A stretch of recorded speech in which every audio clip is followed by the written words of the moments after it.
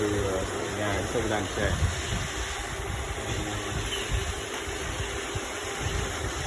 Tép pin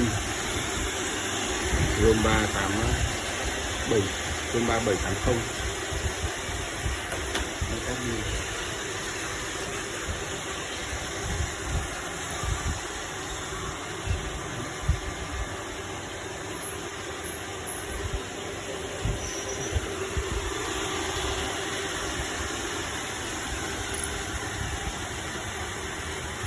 Hút dòng Rom 3 là của Mỹ, hút cực sạch luôn, khỏe, để hút rất khỏe, sạch, hút bụi mịn có màng hoặc bụi